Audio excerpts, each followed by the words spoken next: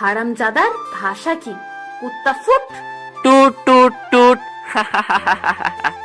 কথায় আছে না, ভূতের মুখে রাম নাম। এর হয়েছে তাই, যে মাইয়া কুত্তা বানর শুয়োর লুচ্চা ছাড়া কথাই বলে না, সে নাকি আমার সামান্য কুত্তি বলার জন্য ব্রেকআপ করলো। ভাবা যায় বিষয়টা। যাই হোক, পরিচয়টা দিয়ে নেই। আমি আজিজ, এবার অনার্স দ্বিতীয় বর্ষের ছাত্র।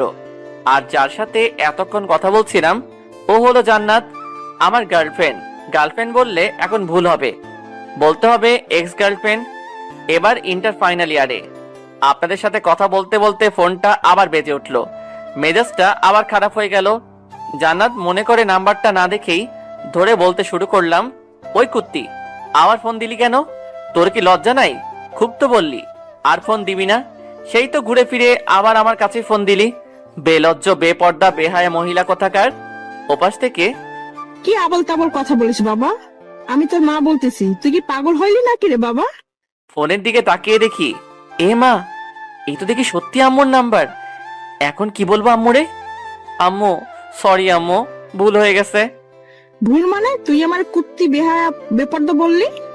আম্মু আমি সত্যি তোমারে বলতে চাই নাই। তো কারে বলতে চাইছিলি? দাঁড়াও, তোমারে সব বুঝিয়ে বলতেছি। দাঁড়াইতে পারবো না, তুই বল। ওকে, তাহলে শোনো, সব বুঝিয়ে বললাম। ও ঠিক আছে, বেশি চিন্তা করিস নে, সব ঠিক হয়ে যাবে। তা কি জন্য ফোন দিয়েছিলে সেটা বলো। একটা খুশির খবর আছে বাবা, তুই বাড়িতে চলে আয়। তোর ভাইয়ের জন্য মেয়ে দেখতে যাব, 2-1 দিনের মধ্যে চলে আয়। ওহ আম্মু, কি খবর দিলে গো? ভাইয়ার বিয়ে? আমি কালকেই বিকেলের দিকে চলে আসতেছি খুশি হয়ে, কারণ ভাইয়ার বিয়ে হয়ে গেলেই আমার পথ পরিষ্কার। ওকে আয়, সাবধানে আসবে কিন্তু। ঠিক আছে আম্মু, বলেই ফোনটা কেটে দিলাম। কাল আগে ভার্সিটি গিয়ে ছুটি নিয়ে আসতে হবে, তারপর বিকালের দিকে সোজা বাড়িতে। কিন্তু জান্নাতের জন্য খুব খারাপ লাগতেছে। যদিও ব্রেকআপ করে থাকি, তবুও তো ভালোবাসি মেয়েটাকে। অভিমানের বশে শুধু ব্রেকআপ করা।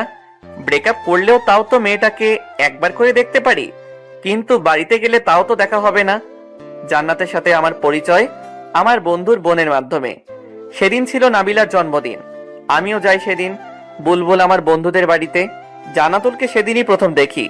তারপর প্রপোজ, প্রেম, আর প্রেমের পর ব্রেকআপ। কি একটা জিনিস, তাই না? ওকে প্রপোজটা আমি করেছিলাম, আর ব্রেকআপটা করলো জান্নাত। পুরোনো দিনের কথাগুলো ভাবতে ভাবতে কখন যে ঘুমিয়ে পড়েছি মনেই নেই। সকালে ঘুম ভাঙলো ফজরের আজানের আওয়াজ শুনে। নামাজ পড়ে এসে সবকিছু গুছিয়ে নিলাম। তারপর খাওয়া দাওয়া করে ভার্সিটিতে গেলাম। ভার্সিটিতে পৌঁছাতেই, এই আজিজ, এদিকে আসো। এর নাম রিয়া, খুবই গা ঘেঁষে একটা মেয়ে। আমাকে নাকি তার খুবই পছন্দ, কিন্তু আমাকে আর জান্নাতকে যখন একসাথে দেখে তখন নাকি তার গা জ্বলে যায়। হ্যাঁ বলো, তবে যা বলবে একটু তাড়াতাড়ি বলবে, আজকে আমার বেশি সময় নাই। তোমার কবেই বা সময় থাকে গো সোনা, আমার কাছে একটু বসতে? তোমার কি এমন সমস্যা হয় বলো তো? এই, হাত ছাড়ো বলছি। হাত ধরলে কেন আবার? না, ছাড়বো না। জান্নাত যখন তোমার হাত ধরে তখন তো কিছু বলো না, আর আমি ধরলেই দোষ, তাই না? আর তোমাদের তো এখন ব্রেকআপ হয়ে গেছে, তা হাত ধরলে কোনো সমস্যা হবে না। কোনো মতে হাতটা ছাড়িয়ে, সেটাই তো গো সোনামণি, আমার গুলুগুলুটা। রিয়া সোনা, তুমি তো এখন আমার হাতটা ধরে থাকবে, কিন্তু ওই যে বললাম আমার আজ একটু কাজ আছে, কাজটা সেরে এসেই আমার হাতটা তোমাকে দিয়ে দিব। কেমন রিয়া সোনা? একবার ছুটিটা নিয়ে আসি, তারপর তুই আমায় কেমনে পাস তা দেখা যাবে। রিয়া যেন খুশিতে অবাক। আমি যে ওর সাথে এত ভালোভাবে কথা বলবো বিশ্বাসই করতে পারে নাই। তুমি আমাকে সোনা বলবে আজিজ? হ্যাঁ গো সোনা, আরো কত কি বলবো। আমি কাজটা সেরে আসি, তারপর না হয় সব হবে। ঠিক আছে, কিন্তু কোথায় যাবে? প্রিন্সিপালের রুমে। আচ্ছা, তুমি তাহলে যাও, আমি তোমার জন্য এখানেই অপেক্ষায় থাকি। আরে না না, তোমার অপেক্ষা করতে হবে না, তুমি বরং ক্লাসে যাও, আমি কাজটা সেরেই আসতেছি। ঠিক আছে, তাড়াতাড়ি আসবে কিন্তু, আমি ক্লাসে গেলাম। হ, তুই তাড়াতাড়ি যা, আর আমি আগে ছুটিটা নিয়ে আসি, তারপর তুই আমারে কেমনে পাস তা দেখা যাবে। ওখান থেকে প্রিন্সিপালের রুমে আসলাম। তারপর ছুটি নিয়ে দিলাম এক দৌড়ে হোস্টেলে। তারপর ব্যাগটা নিয়ে বাস স্টেশন। এদিকে রিয়া ভাবছে স্যারের রুমে আজিজ এতক্ষণ কি করে একবার দেখে আসতে হয়, যেই ভাবা সেই কাজ। কিন্তু এ কি, স্যারের রুমে তো আদিস নাই, একবার স্যারকে জিজ্ঞেস করতে হয়। আসতে পারি স্যার? জি আসছিল। আর তোমরা লেখাপড়া করো কেন বলতে পারো?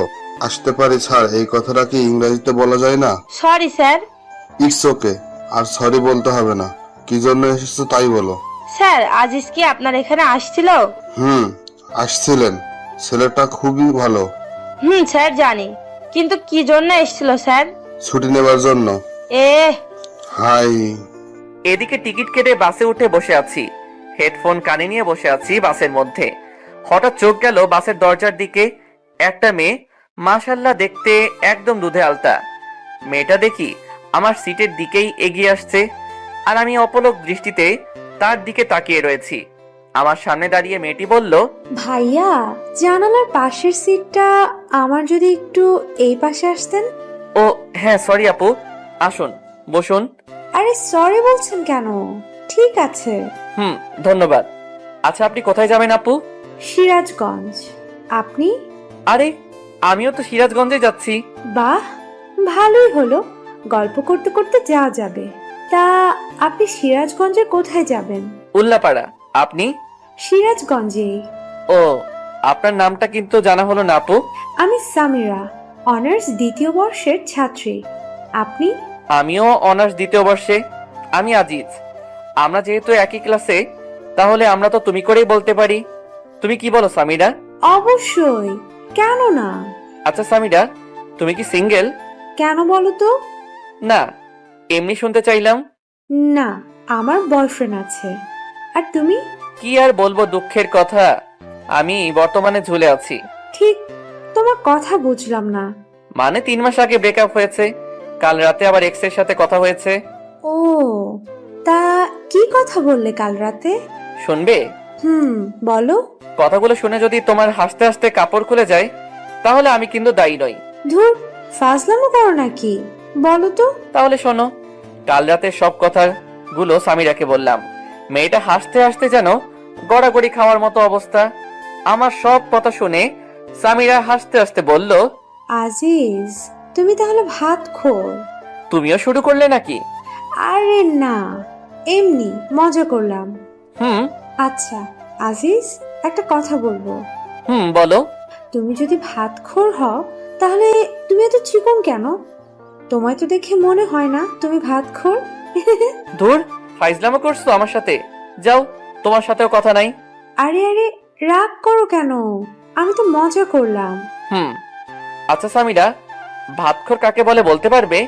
আমি কিন্তু এর মানেটা বুঝলাম না। ওটা তোমার গার্লফ্রেন্ডের কাছেই জিজ্ঞেস করো, আমি বলতে পারলাম না।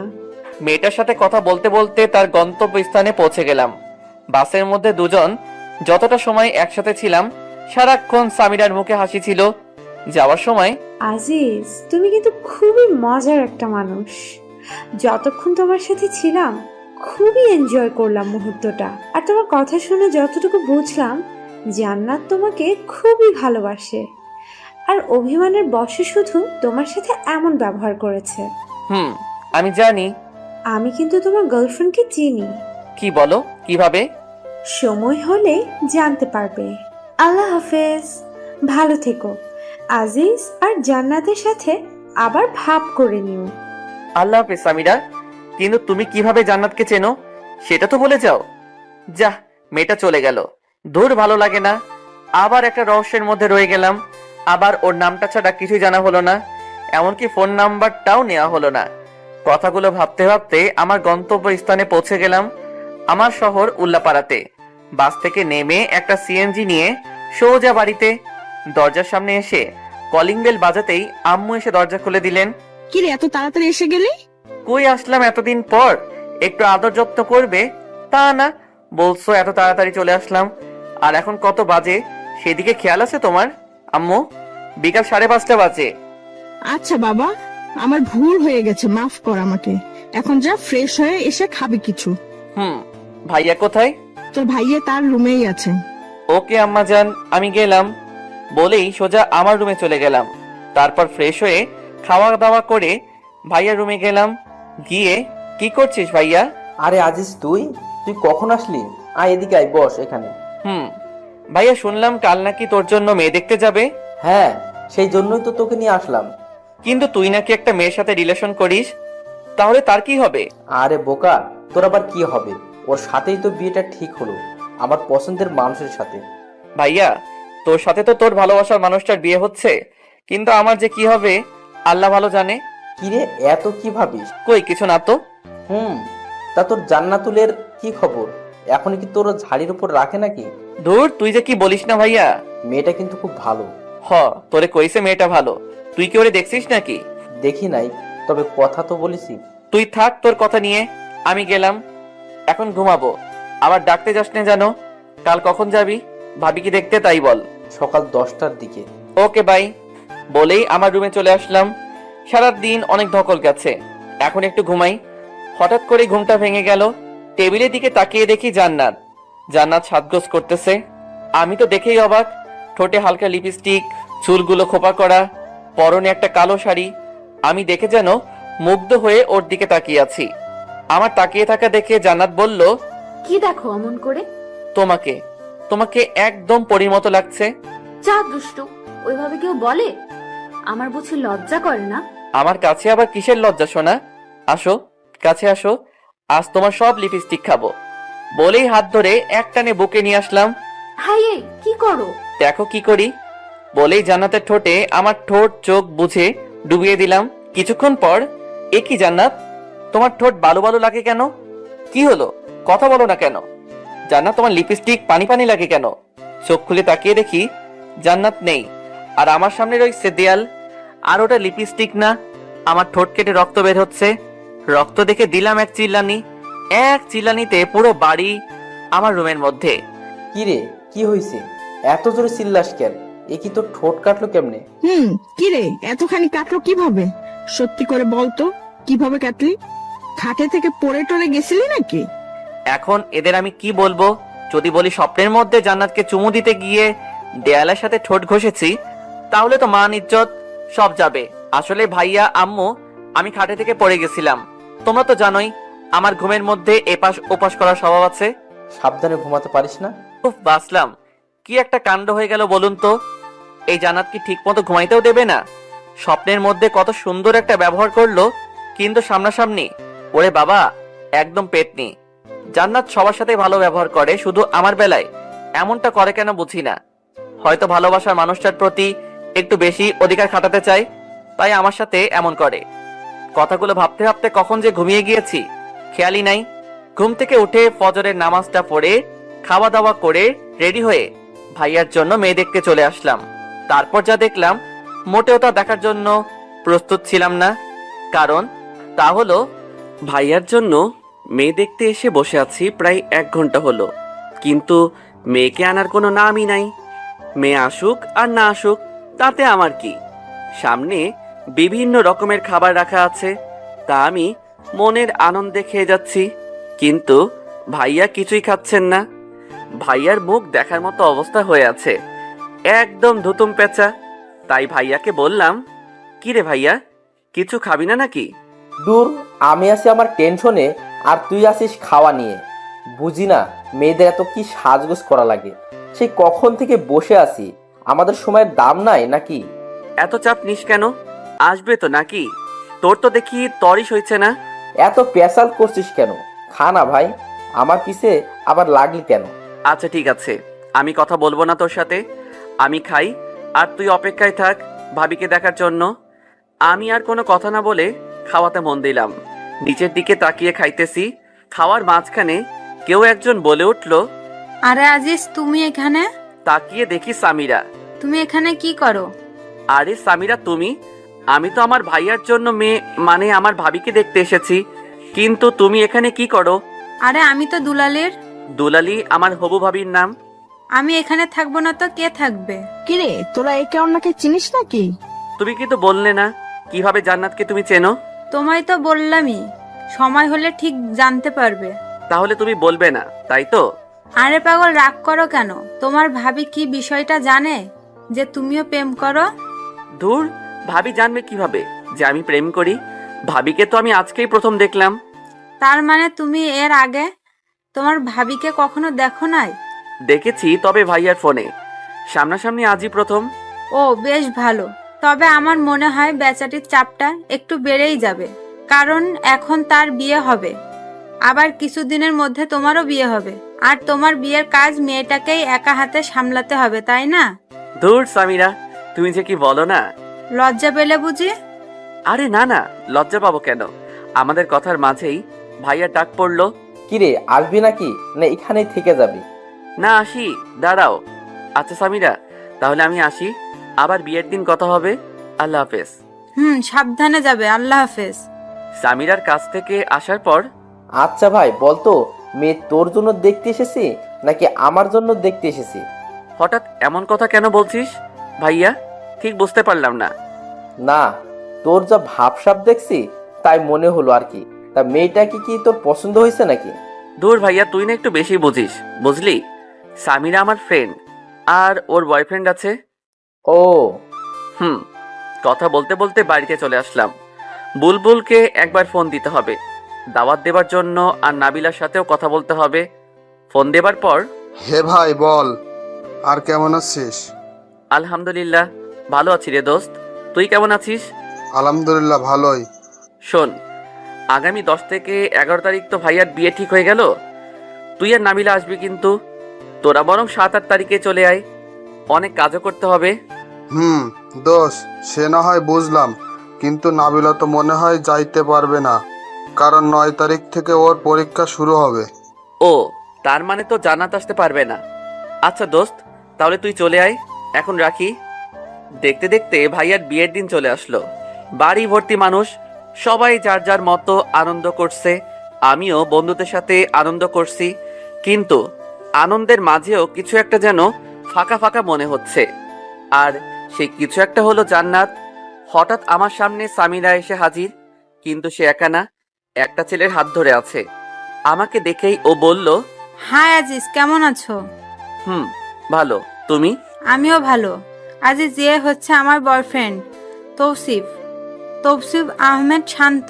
আর তৌসিফ, ও হলো আজিজ। তোমাকে তো বলেছি সব ওর বিষয়ে। হ্যালো ভাইয়া, কেমন আছেন? ভালো আছি ভাই, কিন্তু আমার মনে হয় তুমি ভালো নেই, তাই না? সামিরার কাছে যতটুকু জানা যায় তোমার বিষয়ে সবকিছু শুনলাম। তুমিই তো সেই বিখ্যাত সবখোর। ভাইয়া, সবই কপাল। তা তোমার তাকে তো দেখতে পাচ্ছি না ভাই, আসেনি নাকি? আসলে ভাইয়া, তার তো এক্সাম চলছে, তাই আসতে পারে নাই। এইভাবে সামিরা ও তার বয়ফ্রেন্ডের সাথে বলে বিয়ের আসরে চলে আসলাম। বিয়ের সব কাজ সম্পন্ন করে ভাবিকে নিয়ে আমাদের বাড়িতে চলে আসলাম। 7 দিন পর খাবার টেবিলে। আজিজ, একটা কথা ছিল। হ্যাঁ ভাবি, বলো। ভাই, তোমার একটা কাজ করতে হবে। আরে ভাবি, এভাবে বলছো কেন? বলো, তোমার জন্য তোমার ভাইটা কি কাজ করতে পারে? আসলে ভাই, তোমার বোনটা আজকে আসবে আমাদের এখানে, তোমার তাই একটু স্টেশনে যেতে হবে। ঠিক আছে ভাবি, তোমার চিন্তা করতে হবে না, আমি গিয়ে নিয়ে আসবো। কিন্তু ভাবি, তোমার বোনকে তো সেদিন বিয়েতে দেখলাম না। ওর তো এক্সাম চলছিল, তাই বাড়িতে আসতে পারে নাই। এখন সোজা আমাদের এখানে আসবে। ও, তা ভাবি, তোমার বোনের নামটা কি? জেসমিন। ঠিক আছে। ভাবির সাথে কথা বলে রুমে এসে ঘুমিয়ে বিকালের দিকে স্টেশনে গেলাম। অনেকক্ষণ হলো দাঁড়িয়ে আছি, শালার ট্রেন আসার নামই নাই। তাই স্টেশনের একটা বেঞ্চে বসে পড়লাম। কিছুক্ষণ পর একটা ট্রেন থামলো, আর ট্রেন থেকে নেমে দেখলাম একটা মেয়ে আমার দিকেই আসছে। মেয়েটাকে দেখে মনে হচ্ছে খুবই পর্দাশীল একটা নারী। পরনে একটা কালো বোরকা, হাতে হাত মোজা, পায়ে পা মোজা, মাথাটা বোরকার কালো কাপড় মানে হিজাব দিয়ে ঢাকা। আমার সামনে এসে মেয়েটা, আপনি কি আজিজ? কিন্তু আপনাকে তো ঠিক চিনলাম না। আমি জেসমিন, আর আপনি আমার বেয়াই, তাই না? বেআইন, আমি আপনার বেআই। কিন্তু বেআইন সাহেব, আপনি আমায় চিনলেন কেমন করে? আপনি তো আমায় আগে কখনো দেখেন নাই। আসলে আপু কাল আপনার একটা ফটো দিয়েছিল, তাই চিনলাম আর কি। কিন্তু বেআইন, আপনার কণ্ঠটা কেমন যেন চেনা চেনা লাগে। কি কি বললেন? আমার কণ্ঠ চেনা চেনা লাগে? আরে বেআইন, এমনি মজা করলাম। আপনি 10টা না, 5টা না, একটা মাত্র বেআইন, তাই মজা করলাম। মাইন্ড করলেন নাকি? না না, মাইন্ড করব কেন? আমি কি এখানেই দাঁড়িয়ে থাকবো নাকি আমাকে আপনাদের বাড়িতে নিয়ে যাবেন বেআই মশাই? ও হ্যাঁ, চলুন চলুন। চলুন। তারপর বেআইনকে নিয়ে বাড়িতে চলে আসলাম আর ভাবিকে বললাম, ভাবি এই নাও তোমার আমানত, সশরীরে নিয়ে এসেছি। ভাই ধন্যবাদ। স্বাগত। শোনো, আমি এখন আবার ঘুমাবো, রাতে কিছু খাবো না, আবার ডাকতে যেও না যেন। সকালে বুকের উপর কিছু একটা ভারী ভারী অনুভব করলাম, মনে হচ্ছে কেউ একজন আমার বুকের উপর মাথা রেখে শুয়ে আছে। চোখ খুলে তাকিয়ে দেখি, এ কি, এ তো জান্নাত। জান্নাত কিভাবে আমার রুমে আসলো আর আমার বুকে মাথা রেখে শুয়ে আছে কেন? নাকি আমি আবার সেদিনের মতো স্বপ্ন দেখছি? হয়তো স্বপ্নই হবে। সেদিন স্বপ্নে জান্নাত মনে করে দেয়ালের সাথে কি একটা কাণ্ড হয়ে গেল, ভাবতেই কেমন গা কেমনটা করে ওঠে। কিন্তু যদি এটা মানুষই না হয় তবে এত ভারী ভারী লাগে কেন? হাতে একটা চিমটি কেটে দেখলাম, না এটা তো স্বপ্ন না, সত্যি এটা জান্নাত। একবার ধাক্কা দিয়ে দেখি কে এটা। এই মেয়ে ওঠো। এই কি হয়েছে? ধাক্কাও কেন? তুমি এখানে কি করো আর আমাদের বাড়িতে আসলে কেমন করে? জান্নাত চোখ খুলে তাকিয়ে দেখে সে আমার বুকের উপর শুয়ে আছে। অমনি লাফ দিয়ে ওঠে। আমি তো আসছি তোকে মারার জন্য। বুঝলাম, আমাকে মারতে এখানে আসছো, কিন্তু আমার বুকের উপর কি করো? আমি তো রুমে এসে দেখি তুই ঘুমিয়ে আছিস, তাই কিছু বলি নাই। কারণ আমি যাকে মারি সামনাসামনি মারি। আমি কি ভীতু নাকি? তাও বুঝলাম তুমি ভীতু না, কিন্তু আমাদের বাড়িতে আসলে কেমন করে তাই বলো। কাল তো তুই নিজেই আমাকে নিয়ে আসলি। কি বলো? আমি কখন তোমাকে নিয়ে আসলাম?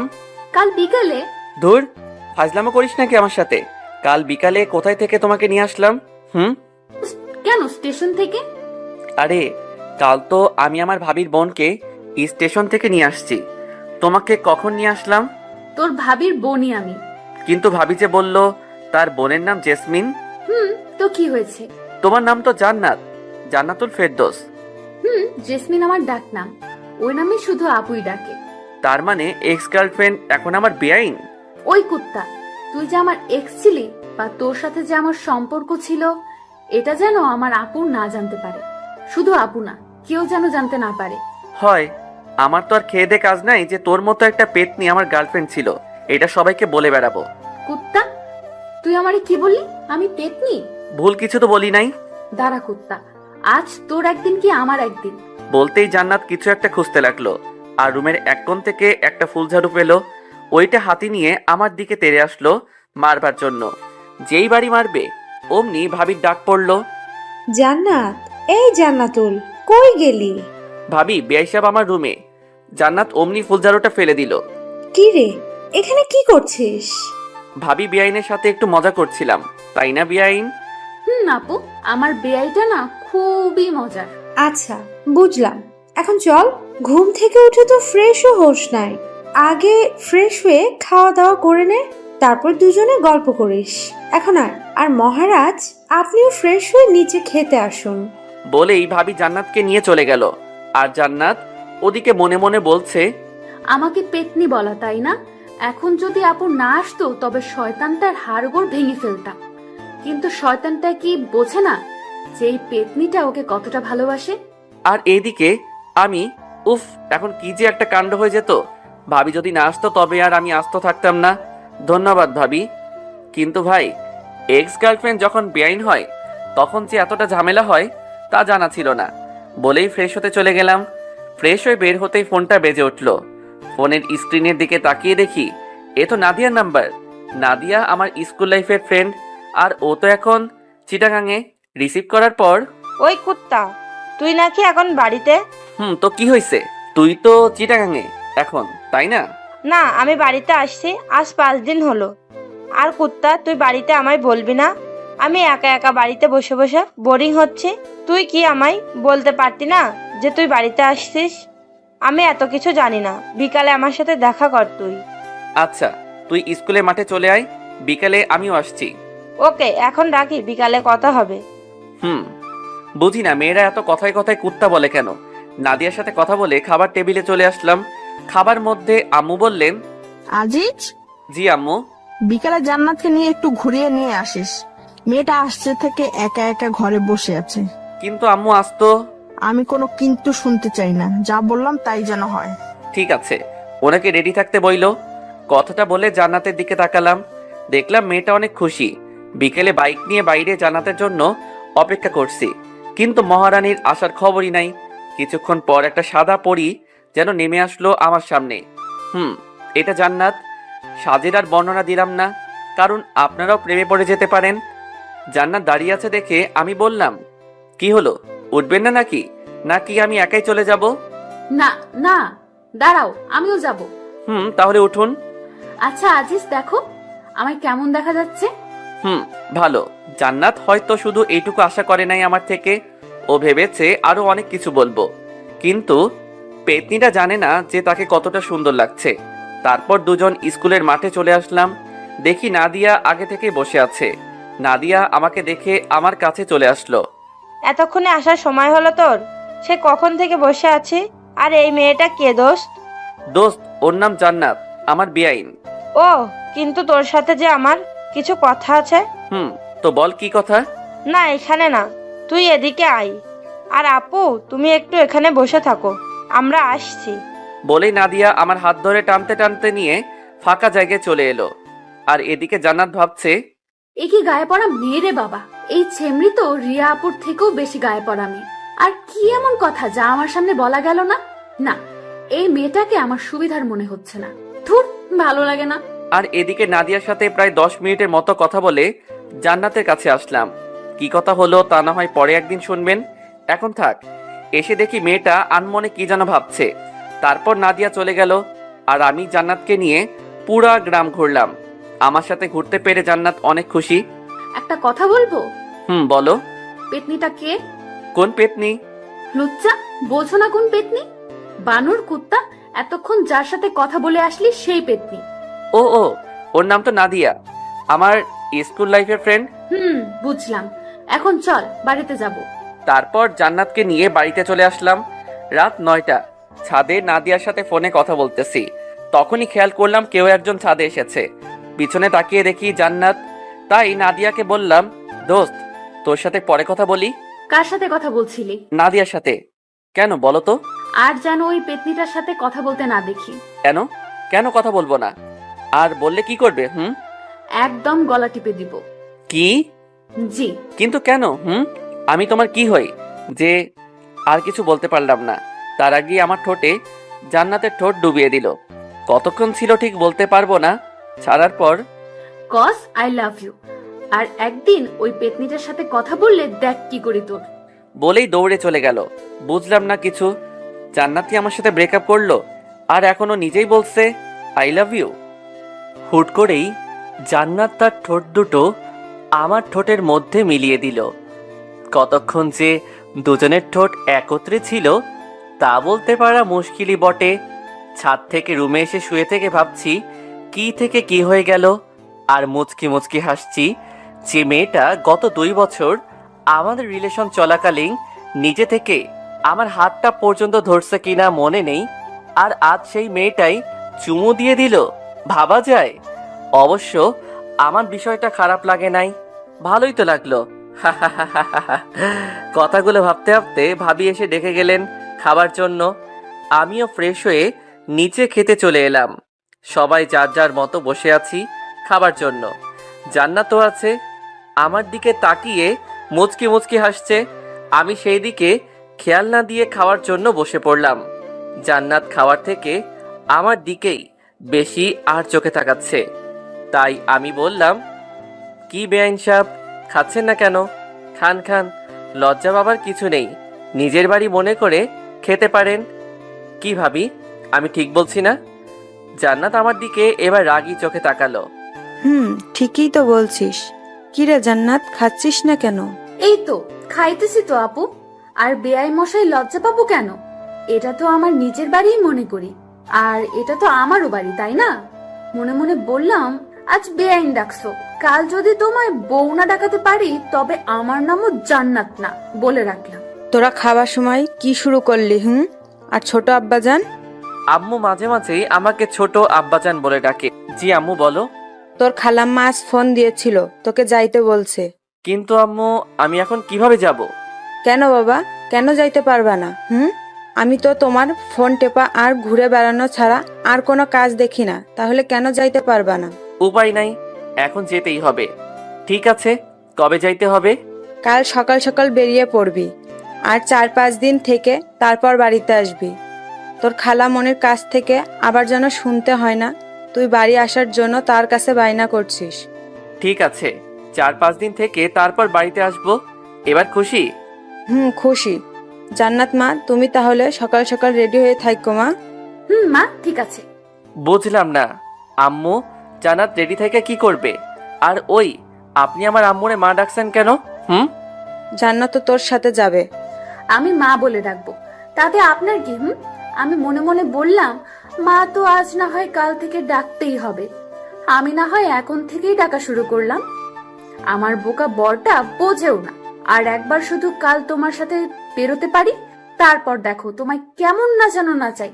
আমি আর কি কমু, সবই তোমাদের ইচ্ছা। পরদিন সকাল 8টায় রেডি হয়ে বাইকে দাঁড়িয়ে আছি। কিছুক্ষণ পর জান্নাত আসলো, সাথে আম্মু আর ভাবি। তাদের কাছে থেকে বিদায় নিয়ে বাইকটা নিয়ে বেরিয়ে পড়লাম। গাড়ির আপন গতিতে গাড়ি চলছে, কিন্তু আমাদের কারোর মুখেই কোনো কথা নেই। নীরবতা ভেঙে জান্নাত বলল, কি হলো, কথা বলছো না কেন? কি বলবো? কেন, আমার সাথে বলার তোমার কোনো কথা নেই? আছে তো অনেক, কিন্তু কিছুই মনে পড়ছে না। ফাজলামো করো নাকি? দূর, ফাজলামো করতে যাব কেন? যা সত্যি তাই বললাম। ঠিক আছে, এখন বলো আমার কেমন লাগছে দেখতে? একদম পেতনির মতো, মজা করে বললাম। দেখতে তো মাশাআল্লাহ পরীর মতো সুন্দর। কি বললি কুত্তা? আউ, মারলে কেন? যা সত্যি তাই তো বললাম। আমার পেতনির মতো দেখতে, তাই না? গাড়ি থামা, গাড়ি থামা বলছি। কেন? যা বললাম তাই কর। ওকে। গাড়ি থামানোর পর, আজিজ, তুই বুঝতে পারছিস যে তুই এখন ফেসে গেছিস? মানে আমি ফেসে গিয়েছি মানেটা কি? মনে হচ্ছে এখন যদি আমি চেঁচামেচি করে লোক জড়ো করি আর তাদের বলি তুই আমাকে ভুলিয়ে ভালিয়ে এসব করার জন্য এখানে নিয়ে আসছিস, তাহলে তোর কি অবস্থা হবে ভাবতে পারছিস? কিন্তু আমি তো তোমায় ওইসব করার জন্য আনি নাই। সেটা তো আমি আর তুমি জানি সোনা, এরা তো জানে না। তাহলে আমি এখন পালাবো? পালাও, তবে বাড়িতে আম্মু আর আপুকে কি বলবে? তার মানে? তার মানে তুমি এখন মাইনকার চিপায়। না, হ্যাঁ। তুমি এখন কি করতে চাচ্ছ? বেশি কিছু না, শুধু আমি যা যা বলবো তোমায় তাই তাই করতে হবে। কি করতে হবে? আমরা যখন তোমার খালামণির বাসায় যাব, তখন তো তিনি জানতে চাইবেন আমি তোমার কি হই। তখন তুমি কি বলবে? আমি তোমার কি হই? কেন বলবো বেআইন? না, বেআইন না। তাহলে কি বলবো? তুমি আমার এক্স গার্লফ্রেন্ড, এইটা বলবো? ধুর বোকা, এটা বলতে যাবে কেন? তাহলে কি বলবো সেটা তো বলো, এত পেঁচাও কেন? খালামণিকে বলবে আমি তোমার একমাত্র দুষ্টু মিষ্টি আদরের বউ। মানে কি? তুমি তো আমার বউ না? সেটাও শুধু তুমি আর আমি জানি, খালামণি তো জানে না। নেহি, কাভি নেহি, আমি এটা বলতে পারবো না। বলতে পারবি না, তাই না? লোকজন ডাকবো নাকি? না। তাহলে আমি এখন থেকে তোর কে? বউ। জোরে বল, শুনতে পাই নাই। বললাম তো বউ। এভাবে না, বল যে তুমি আমার একমাত্র বউ, নইলে ডাকবো নাকি? না না, বলছি। বল। তুমি আমার একমাত্র আদরের বউ। এই তো আমার সোনা বর, আমার জানুটা, আমার গুলুমুলু বাবুটা। এখন চলো, যাও যাক সোনা মোনা। চলো। গাড়ি চলছে তো চলছেই, আর আমি শুধু ভাবছি কি যে হতে চলেছে। আমার খালাম্মা তো একদম সহজ সরল একজন মানুষ। জান্নাতের মতলবটা আমি কিছুই বুঝতে পারলাম না। বাইকের আয়নাতে দেখতে পেলাম জান্নাত মুচকি মুচকি হাসছে, এ যেন তার বিজয়ের হাসি। সারা রাস্তা আর একটা কথা হয় নাই দুজনের। গাড়ি এসে থামলো খালামণিদের বাড়ির সামনে। তারপর কলিং বেল দেবার আগে জান্নাত, মনে আছে তো আমি এখন তোমার কে? বউ, একমাত্র আদরের বউ। আমার সোনা বরটা, তোরে দিলাম চুম্মা। তারপর কলিং বেলটা দিলাম। কিছুক্ষণ পরে খালামণি এসে দরজাটা খুলে দিলেন, তারপর আমাকে জড়িয়ে ধরলেন। তারপর খালা জান্নাতের দিকে তাকিয়ে বললেন, কেমন আছিস তোরা? আলহামদুলিল্লাহ ভালো খালাম্মা, তুমি কেমন আছো? আলহামদুলিল্লাহ, আমিও ভালো আছি। ও নিশ্চয় আমাদের বৌমার বোন, তাই না? জি খালাম্মা, তাছাড়াও আমার একটা পরিচয় আছে। কি গো, বলো না কেন, বলো। আরো একটা পরিচয় মানে? সেটা কি? না মানে খালা, জান্নাত জান্নাত আমার বউ। কি, তোমরা বিয়ে করে নিলে আর আমাকে জানালে না? খালামণি, আমরা যে বিয়ে করেছি এটা কেউ জানে না। এমনকি আমাদের এখনো বাসরটাও হয় নাই। কত শখ ছিল আমার বরটার সাথে বাসর করব, তা এখনো হয়ে ওঠেনি। মাইয়াই বলে কি, এখানে আবার বাসর কই থেকে আসলো? কি করতে চাচ্ছে জান্নাত? আমি তো কিছুই বুঝতে পারছি না। প্রথমে বিয়ে না করেই আমার বউ হয়ে গেল, আর এখন বলছে বাসরের কথা। আল্লাহ রক্ষা করুন আমায়, কোথায় যে ফেসে যাচ্ছি নিজেও তো বুঝতে পারছি না। কি, তোরা যে বিয়ে করেছিস বাড়িতে কেউ জানে না? না গো খালামণি, কেউ জানে না। আজিজ বলল খালামণি নাকি অনেক ভালো, আর তোমার কাছে আসলে নাকি তুমি সবকিছু সমাধান করে দিবে। তাই তো তোমার কাছে আমরা চলে আসলাম। তোরা চিন্তা করিস না, আমি সব ঠিক করে দেব। আর আজিজ, তুই বিয়ে করবি আমাকে একবার বলতে পারতি, আমি কি না করতাম নাকি রে বাবা? তুই জানিস না তোর খালামণি তোকে কতটা ভালোবাসে? আমার কতটা ইচ্ছে ছিল তোর বিয়ের কাজ আমি নিজের হাতে করব, তা তুই করতে দিলি না। খালামণি, তুমি কি এখন আমাদের কথা শুনবে নাকি ভিতরে ঢুকতে দিবে? আর আলিফকে তো দেখছি না, ও কোথায়? আলিফ আমার খালাতো ভাইয়ের নাম। ওহে, ভিতরে আয়। আর তোর ভাই তো কলেজে গেছে, তোরা আলিফের রুমে গিয়ে বসে বিশ্রাম নে, আমি ততক্ষণে তোদের রুমটা গুছিয়ে নেই, কেমন? ঠিক আছে খালামণি, আর আলিফ আসলে আমার কাছে পাঠিয়ে দিও।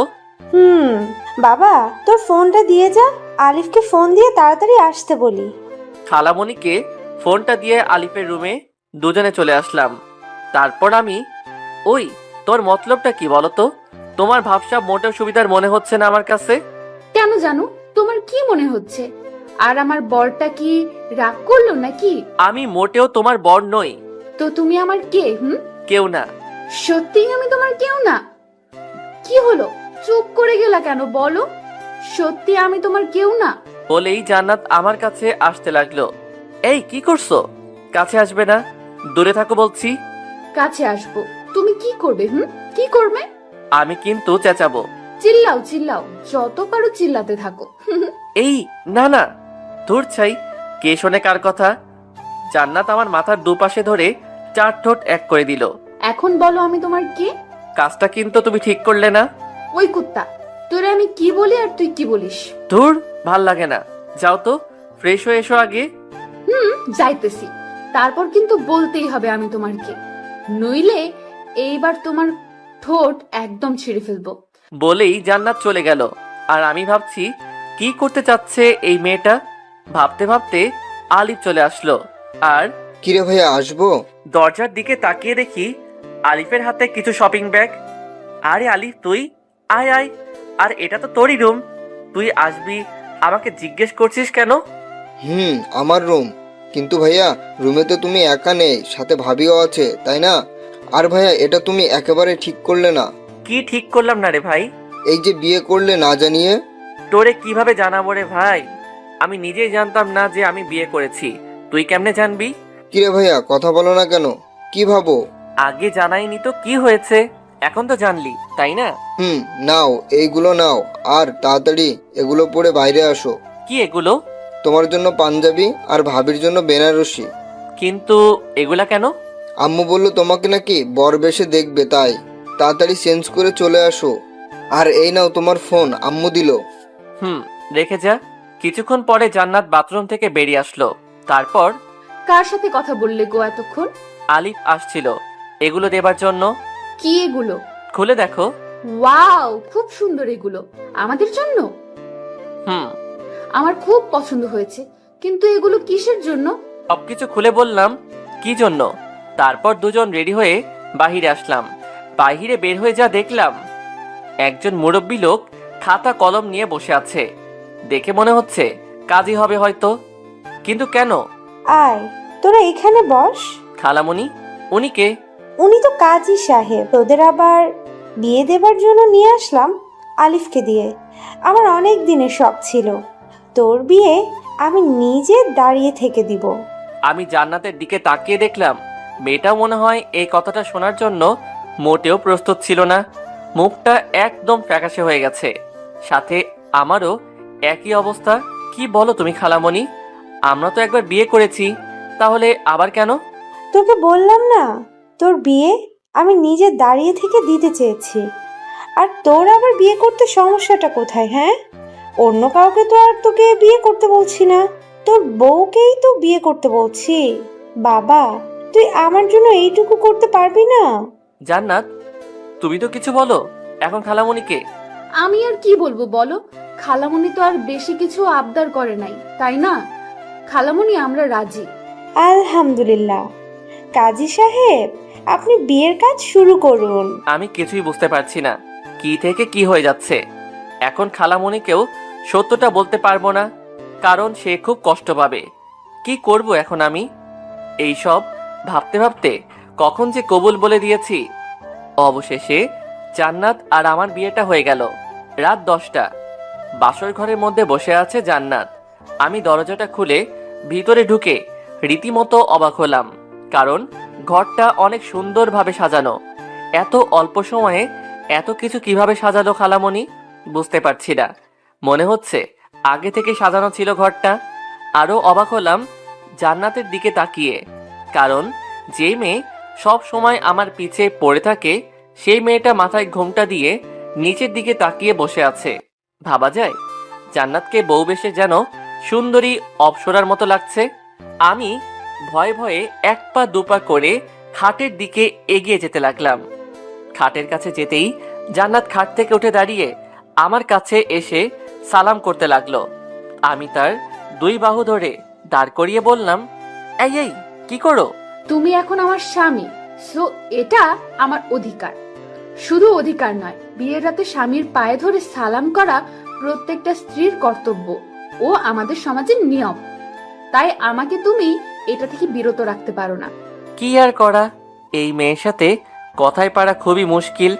তারপর জান্নাত আবার আমার পা ছুঁয়ে সালাম করে নিল। তারপর, তোমার কি অজু আছে? না থাকলে করে আসো, আমরা 2 রাকাত নামাজ আদায় করব। আমি অজু করে আসছি, তোমার আছে? আছে, আসো তাহলে আমরা নামাজ আদায় করে নিই। জান্নাত 2টা জায়নামাজ বিছিয়ে দিল। আমিও জান্নাত দুজনে নামাজ আদায় করে নিলাম। তারপর নামাজ শেষ করে জান্নাত আবার গিয়ে বিছানাতে বসে পড়ল। আমি আমার টুপি ও পাঞ্জাবিটা খুলে বিছানার দিকে এগিয়ে যেতে লাগলাম। বিছানার কাছে যেতেই জান্নাত একটা বালিশ হাতে নিয়ে আমার দিকে ঢিল মেরে দিয়ে বলল, একদম বিছানার দিকে আসবে না। কেন? কি হলো আবার মেয়েটার? কারণ তুমি ওই সোফায় গিয়ে ঘুমাবে আর আমি এই বিছানায়। বুঝলাম না, তুমি বিছানায় ঘুমাবে আর আমি সোফায় ঘুমাবো? কিন্তু কেন? আমাদের তো বিয়ে হয়ে গেছে, আমরা এখন স্বামী স্ত্রী, তাহলে একসাথে ঘুমালে সমস্যাটা কোথায়? কারণ তুমি তো আর একা না, তাই না? কারণ তোমার তো অনেক বান্ধবী আছে। ভার্সিটিতে রিয়া আপু, তারপর দেখলাম নাদিয়া নামের ওই পেতনি, আর এখন সামিরা আপু তোমার কথা বলে। তার সাথে আমার যখনই কথা হয়। কি বলো এগুলো?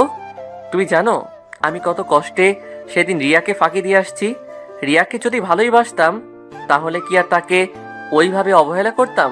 সে না হয় বুঝলাম, কিন্তু নাদিয়া আর সামিরা আপু, তুমি সেদিন নাদিরার সাথে কি কথা বললে যা আমার সামনে বলা যেত না?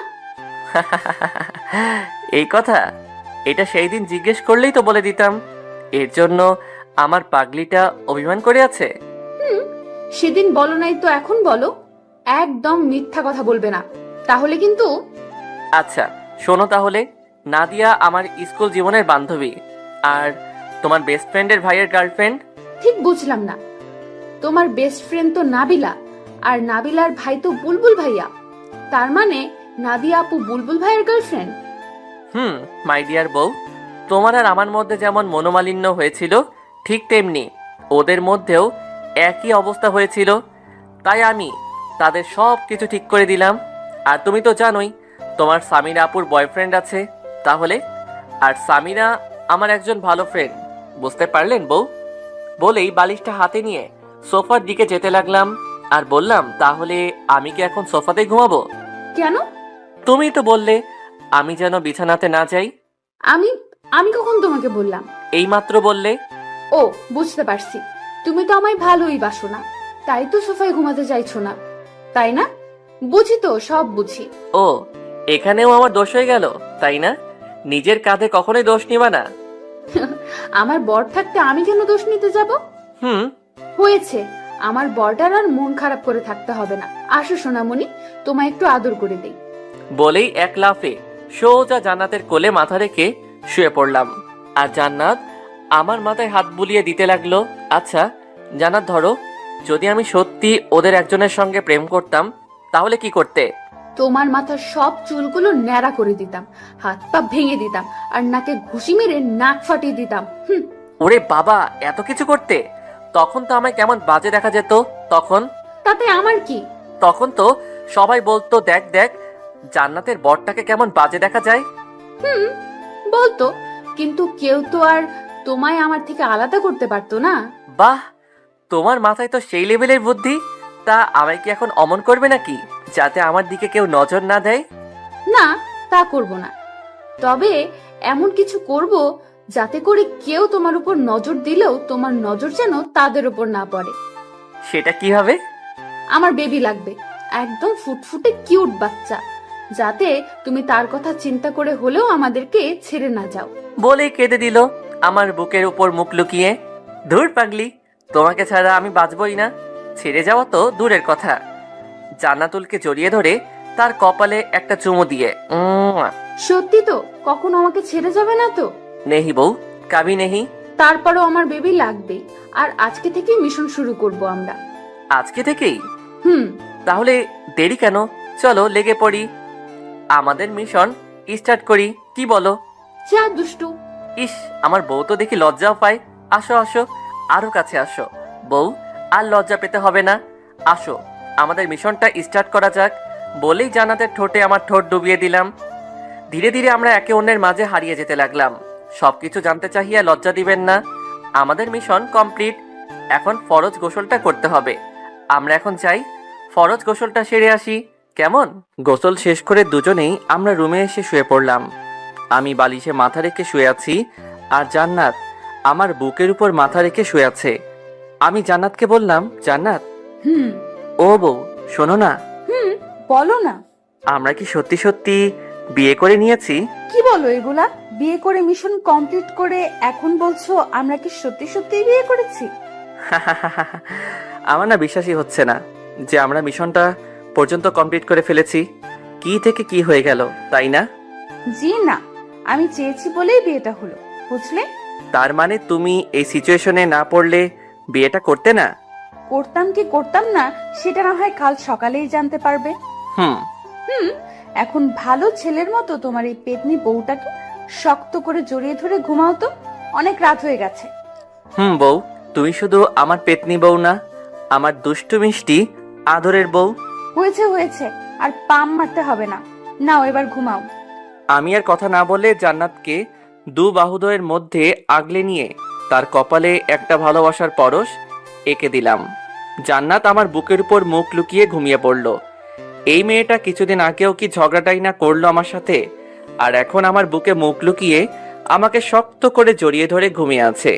এমন ভাবে ধরে আছে যেন ছেড়ে দিলেই আমি হারিয়ে যাব। ঘুমন্ত পরীটাকে বুকের সাথে আরো শক্ত করে জড়িয়ে নিয়ে আমিও ঘুমের দেশে পা বাড়ালাম। সকালে নাকের মধ্যে কেমন যেন সুরসুরি অনুভব করলাম। সাথে সাথে হাঁচি দিয়ে চোখ খুলে তাকিয়ে দেখি জান্নাত আমার পাশে বসে হাসছে।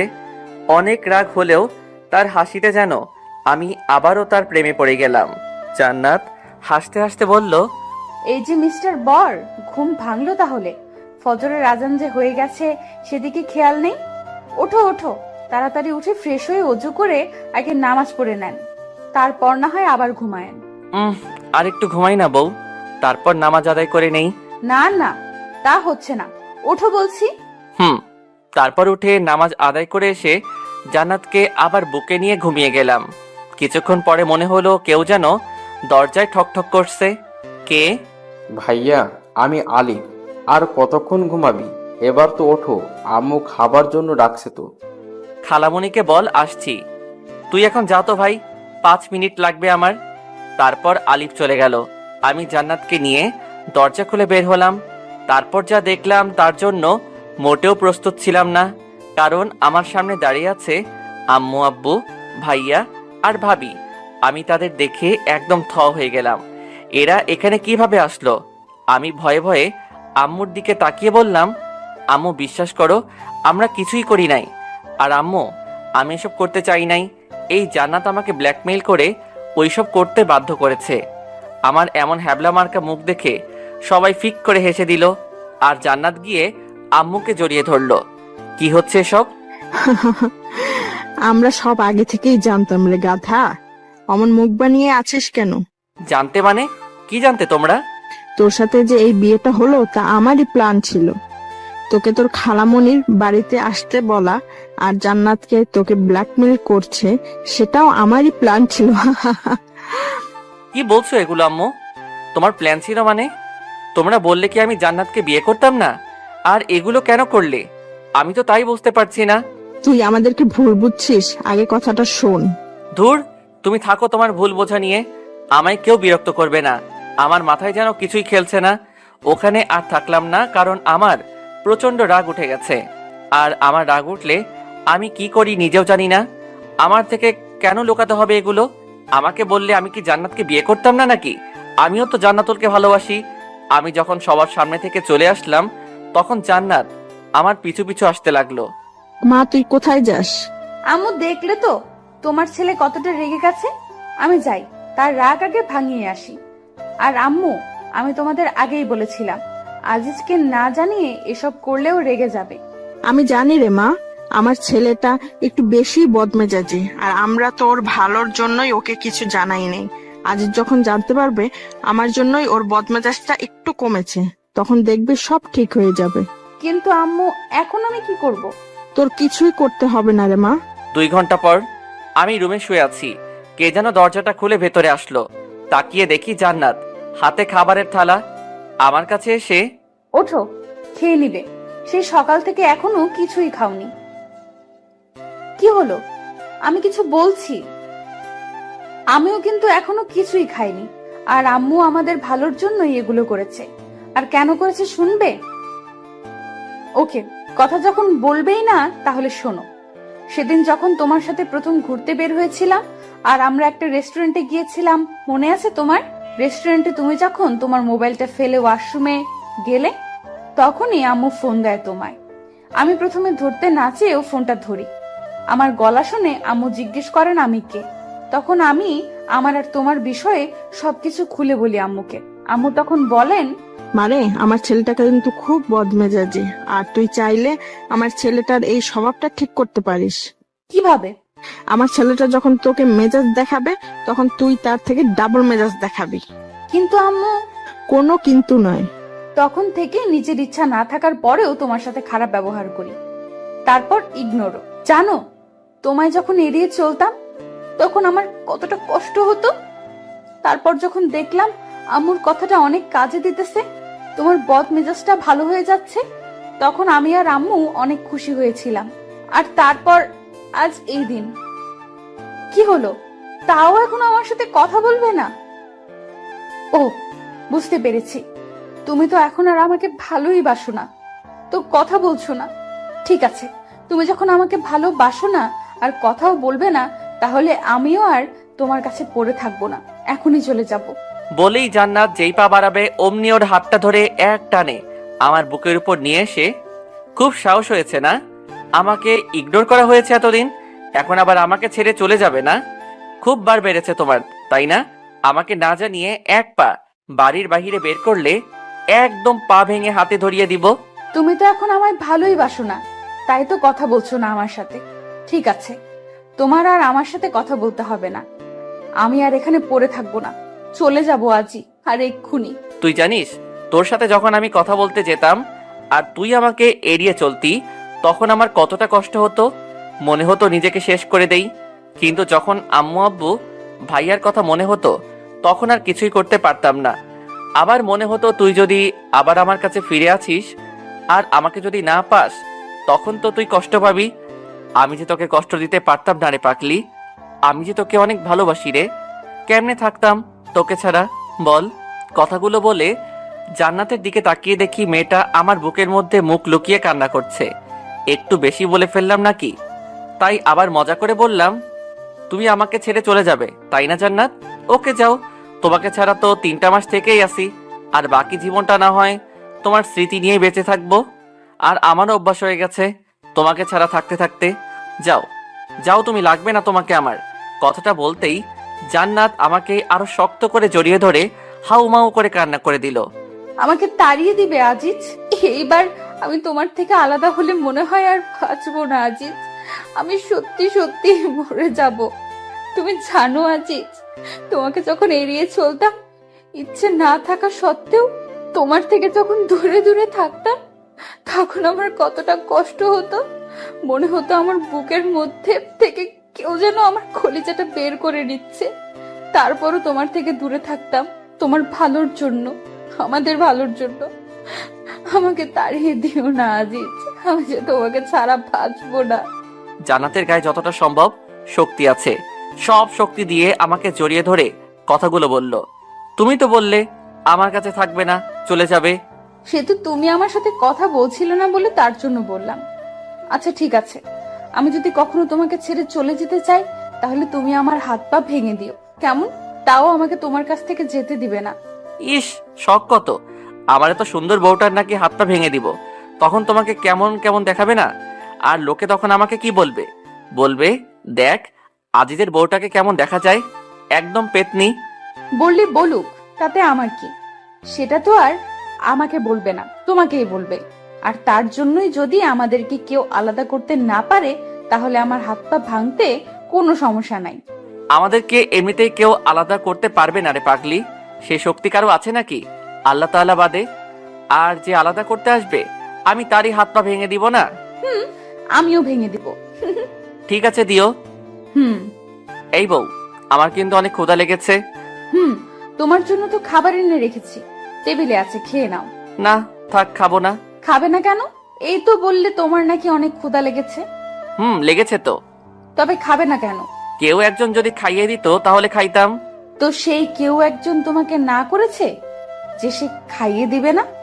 বললেই তো হয় তুমি আমার হাতে খাবে। সেই কেউ একজন কি বোঝে না তারও তার বউয়ের হাতে খেতে ইচ্ছে করে? হয়েছে হয়েছে, আর ন্যাকামি করতে হবে না। আসো খাইয়ে দেই আমার বরটাকে। তারপর জান্নাত আমাকে খাইয়ে দিতে লাগলো, আর আমি খাইতে লাগলাম। উফ ভাই, জানেন না বউয়ের হাতে খেতে কতটা মজা। যে বউয়ের হাতে খাবার খায় সেই শুধু জানে এর হাতের খাবার একদম যেন অমৃত। দুঃখের বিষয়, আমি এখনো ছোট্ট বাচ্চা, একটা ছেলে, সবেমাত্র এসএসসি দিলাম। বিয়ে করা তো দূরের কথা, বউ পামু কই? জান্নাত আমাকে খাইয়ে দিতেছে আর আমার মুখের দিকে তাকিয়ে আছে। তার তাকিয়ে থাকা দেখে বুঝতে পারলাম ওরও অনেক ক্ষুধা লেগেছে। মেয়েটাও তো সারাদিন কিছু খায়নি। তাই আমিও এক লোকমা খাবার নিয়ে জান্নাতের মুখের কাছে ধরলাম। সাথে সাথে মেয়েটা খাবার মুখে নিয়ে নিল, যেন সেই অপেক্ষাতেই ছিল আমি কখন তাকে খাবার খাইয়ে দেই। খাবার মুখে নিতেই জান্নাতের চোখ দিয়ে পানি গড়িয়ে পড়ল।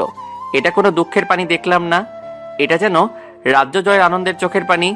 সবার বউই চায় তার স্বামী তাকে একটু কেয়ার করবে, একটু ভালোবাসবে। খাবার সময় আবদার করে বর তার বউকে বলবে, তুমি আমাকে খাইয়ে না দিলে আমি খাবই না। বউ যখন তার স্বামীকে খাইয়ে দেবে, তার স্বামীও তখন তার বউকে খাইয়ে দেবে। এতটুকুই। বউদের তখন আর কিছুই যেন চাই না, এতেই নিজেকে যেন রানী মনে করেন। কথাগুলো ভাবতে ভাবতে আমাদের খাওয়া শেষ। তারপর আমার ফোনটা বেজে উঠল। বউ। ইউ? ও বউ, কি? আমার ফোনটা একটু এনে দাও না গো, টেবিলের উপর থেকে। পারবো না, নিজেটা নিজেই নিয়ে নাও। থাক, তোমার আনতে হবে না, আমি নিয়ে নেই। ফোনটা হাতে নিয়ে দেখি অচেনা নাম্বার। ধরার পরে, হ্যালো, আসসালামু আলাইকুম, কে বলছেন? ভাইয়া, আমি রাফি বলছিলাম, আপনার কলেজের ছোট ভাই। ও রাফি, ভাই বল। ভাইয়া, আপনাদের তো কালকে ফর্ম ফিল আপের লাস্ট ডেট। ও হ্যাঁ, তাই তো, ধন্যবাদ ভাই, আমার তো মনেই ছিল না। আরে ভাই, ধন্যবাদ দেওয়ার কি আছে? আমি রাখি তাহলে, কাল দেখা হবে। কে ফোন দিয়েছিল গো? রাফি কলেজের ছোট ভাই। কাল একবার কলেজে যেতে হবে, ফর্ম পূরণ করতে হবে। ও, তাহলে আর দেরি করো না। পরের দিন সকাল 7টা, জান্নাতের কপালে চুমু এঁকে দিয়ে ভার্সিটির উদ্দেশ্যে রওনা দিলাম। কলেজের মধ্যে ঢুকতেই আমার চোখ কপালে উঠে গেল। আমি ভাবতেও পারি নাই কলেজে ঢুকেই প্রথমে এই মেয়েটার সম্মুখীন পড়তে হবে, কারণ আমার সামনে রিয়া দাঁড়িয়ে আছে। আমি রিয়াকে দেখেও না দেখার মতো করে রিয়াকে পাশ কাটিয়ে যেতে লাগলাম। অমনি রিয়া, ওই আজিজ, দাঁড়াও। আমি দাঁড়িয়ে গেলাম, আর রিয়া এক প্রকার দৌড়ে আমার কাছে চলে আসলো। কেমন আছো আজিজ? ভালো, তুমি? খুবই ভালো। আচ্ছা আজিজ, শুনলাম তুমি নাকি জান্নাতকে বিয়ে করেছো। হুম। কাজটা কি তুমি ঠিক করলে আজিজ? মানে কি বলতে চাচ্ছ তুমি? মানে কিছু না। আচ্ছা আজিজ, একটা কথা বলো তো, জান্নাতের মধ্যে কি এমন পেলে যা আমার কাছে ছিল না? জান্নাত তোমায় কি এমন সুখ দিতেছে যা আমি তোমায় দিতে পারতাম না? আমি কি তোমাকে জান্নাতের থেকে বেশি আমি তোমায় সুখ দিতে পারতাম? রিয়া, তুমি একটু বেশি বলে ফেলছো না? বেশি বলিনি আজিজ, তুমি হয়তো জানো না, এই কলেজের শুধু স্টুডেন্টরাই আমার জন্য পাগল না, অনেক স্যারও আছে যারা আমার জন্য পাগল, আর আমি শুধুই তোমার জন্য পাগল। ছি রিয়া, তুমি কি সত্যি পাগল হয়ে গেলে নাকি? কি বলো এগুলা? হ্যাঁ হ্যাঁ, আমি পাগল হয়ে গেছি, তোমার জন্য পাগল হয়ে গেছি। আচ্ছা, তুমি চাইলেই পরীক্ষা করে নিতে পারো কার কাছে বেশি সুখ পাও, তুমি আমার কাছে নাকি ওই জান্নাতের কাছে। এসো আমার সাথে, এসো কমন রুমে, তোমাকে দেখিয়ে নিয়ে আসি কে বেশি সুখ দিতে পারে। বলেই রিয়া আমার হাত ধরে টানতে লাগলো। আমি রিয়ার হাতটা ছাড়িয়ে রিয়াকে একটা গালে থাপ্পড় মেরে বললাম, ছি রিয়া, তোমার মন মানসিকতা এতটা নীচ? তোমাকে আমি একটা ভালো মেয়ে মনে করেছিলাম, কিন্তু তুমি তুমি আমাকে মারলে আজিজ? তুমি হয়তো জানো না আজিজ, আমি যা চাই তাই পাই, দরকার পড়লে জোর করে আদায় করে নেই, আর যদি তাও না পাই তাহলে কাউকে পেতে দেই না। এমন কমন ডায়লগ সবাই দেয়, আমিও তোমাকে তার ব্যতিক্রম মনে করি না। আমি কি জিনিস তুমি এখনো জানতে পারোনি আজিজ। তুমি কি করতে চাচ্ছ? Wait and see. Oh sorry, তুমি তো বেশিক্ষণ দেখতেও পারবে না। ওই তোরা কোথায়, চলে আয়। সাথে সাথে অনেকগুলা ছেলে এসে আমাকে চারদিক দিয়ে ঘিরে নিল। তাদের সকলের হাতে হকি স্টিক আর স্ট্যাম্প। কয়েকটা ছেলেকে দেখে চিনতে পারলাম ওরা রিয়ার কাজিন হয়। দাঁড়িয়ে দাঁড়িয়ে কি তোরা তামাশা দেখবে নাকি কাজ শুরু কর? হ্যাঁ পু, কাজ শুরু করছি। বলেই আমার পায়ের হাঁটুর গিরাতে একটা বাড়ি মারল। তাল সামলাতে না পেরে মাঠের মধ্যে পড়ে গেলাম। কি হলো, তোরা থামলি কেন? ওর এমন অবস্থা করবি যাতে বুঝতে পারে এই রিয়ার কথা না মানলে কি হয়। তারপর সবাই মিলে আমাকে মারতে লাগলো। ক্যাম্পাসের সবাই আমার দিকে তাকিয়ে আছে, কিন্তু কেউই এগিয়ে আসতে সাহস পাচ্ছে না। আমি যে ব্যথাতে বারবার চিৎকার করে উঠছি, মাগো ও মাগো, কিন্তু আমার চিৎকার সবার কানে পৌঁছালেও কেউ যেন শুনতে পাচ্ছে না। এতক্ষণ আমাকে মারতে দেখছিল কলেজের ছোট ভাই রাফি, তাই রাফি তাড়াতাড়ি করে বুলবুল ফোন দেয়। হ্যালো বুলবুল ভাইয়া। হ্যাঁ রাফি বল। রাফি কি হয়েছে? তোর কণ্ঠ এমন শোনা যাচ্ছে কেন? বুলবুল ভাইয়া, আজিজ ভাইয়াকে রিয়া আপুর কলিগরা। আজিজ? কি হয়েছে আজিজের? তুই এখন কোথায়? আর আজিজ কি তোর কাছেই আছে? কি হলো বলছিস না কেন? কলেজ ক্যাম্পাসে। তুই চিন্তা করিস না ভাই, আমি আসছি। তুই রাহাত, সুমন আর আমাদের ক্লাবের সকলকে খবর দে, আমি আসছি। বুলবুল এক প্রকার পাগলের মতো দৌড় দিতে লাগলো। রাফি এদিকে রাহাত, সুমন আর তাদের ক্লাবের সকলকে খবর দিয়ে দেয়। সকলে ছুটে চলে আসে কলেজে। এসে দেখে আজিজ জ্ঞান হারিয়ে মাঠের মধ্যে পড়ে আছে। তবুও রিয়ার কাজিনরা আজিজকে মেরেই যাচ্ছে। বুলবুলদের দেখে রিয়া পালিয়ে যেতে লাগলে তাদের কলেজের আসিয়া নামের একটা মেয়ে রিয়াকে ধরে ফেলে, আর সাথে তার বান্ধবীরাও। এদিকে বুলবুল, সুমন, রাহাত ও তাদের বন্ধুরা রিয়ার কাজিনদের উড়াধুরা মারতে থাকে। কিছুক্ষণ পর পুলিশ চলে আসে সেখানে এবং সবকিছু পর্যবেক্ষণ করে রিয়া ও তার কাজিনদের ধরে নিয়ে যায়। এদিকে জ্ঞান হারিয়ে মাঠের মধ্যে পড়ে আছে আজিজ। তার মাথায় আঘাত করার কারণে মাথা দিয়ে প্রচন্ড পরিমাণে রক্ত বের হচ্ছে। বুলবুলরা তাড়াতাড়ি করে আজিজকে হসপিটালে নিয়ে যায়। তারপর আজিজের বাড়িতে তার ভাবির নাম্বার ফোন করে বুলবুল। হ্যালো, কে বলছেন? ভাবি, আমি বুলবুল, আজিজের বন্ধু। হ্যাঁ, কি হয়েছে? তোমরা কাঁদছো কেন? কে ফোন করেছে রে আপু? বুলবুল। দে দেখি, আমাকে দে ফোনটা। হ্যালো বুলবুল ভাইয়া, কি হয়েছে, কাঁদছেন কেন? জান্নাত, আজিজকে ওরা। আজিজের নাম শুনেই জান্নাতের গলা শুকিয়ে যায়। ভাইয়া আজিজের কি হয়েছে বলুন প্লিজ, কাঁদবেন না ভাইয়া। বলুন প্লিজ। জান্নাত বুলবুলের কথা শুনে হাতে থেকে ফোনটা পড়ে যায় এবং এক চিৎকার দিয়ে সাথে সাথে ফ্লোরে পড়ে গিয়ে জ্ঞান হারিয়ে ফেলে। জান্নাতের চিৎকার শুনে বাড়ির সবাই একত্রিত হয়ে যায়। জান্নাতুল, এই জান্নাত, কি হলো তোর? কথা বল। বুলবুল ভাই, কি হয়েছে ভাই? কি হলো বৌমা, কথা বলো। সব খুলে বলার পর কেউ আর এক মুহূর্ত দেরি করে না। জান্নাতের অজ্ঞান অবস্থাতেই তাদের সাথে করে হসপিটালে নিয়ে যায়। আজিজকে আইসিইউতে চিকিৎসায় করা হচ্ছে। জান্নাতের জ্ঞানও ফিরে এসেছে। জান্নাত হসপিটালের এক কোণে বসে কান্না করে যাচ্ছে। জান্নাত যেন পাগল হয়ে গেছে, কি করবে কিছুই ভেবে পাচ্ছে না। সবাই অধীর আগ্রহ নিয়ে পাইচারি করে যাচ্ছে কখন ডাক্তার বের হয়। প্রায় ঘন্টাখানিক পরে ডাক্তার বেরিয়ে আসলো। জান্নাত ডাক্তারকে দেখে দৌড়ে তার সামনে গিয়ে দাঁড়িয়ে পড়ল। জান্নাতের সাথে রাহাত, বুলবুল, সুমন ও আজিজের পরিবারের সবাই ডাক্তারকে ঘিরে নিল। ডাক্তার, আমার বরটা কেমন আছে ডাক্তার? খুব ভালো আছে তো ডাক্তার? আমার বরটার কিছু হয় নাই তো ডাক্তার? বলুন ডাক্তার, বলুন। আসলে আমরা কি আসলে আসলে করছেন? বলুন না ডাক্তার, আমার আজিজের কিছু হয় নাই তো? বলুন। জান্নাত ছোট বাচ্চাদের মতো এমন ভাবে আবদার করছে যেন ডাক্তার মুখে বললেই সবকিছু ঠিক হয়ে যাবে। ডাক্তার বুলবুলের সামনে আসে। ডাক্তার বুলবুলের ছোটবেলার বন্ধু। কি হলো দোষ, কথা বলছিস না কেন? আমরা যথাসাধ্য চেষ্টা করছি রে দোস্ত, কিন্তু কিছু করতে পারলাম না। আজিজকে খুব খারাপভাবে মারা হয়েছে। ওর হাত পায়ের শিরায় শিরায় বেশি মারা হয়েছে। আর সব থেকে যেটা খারাপ হয়েছে তা হলো মাথায় বাড়ি মারার কারণে ওর মস্তিষ্কে সজোরে আঘাত এনেছে। তাই আমাদের হাতে আর কিছু নেই রে দোস্ত। দোষ, আজিজের জ্ঞান কি ফিরেছে?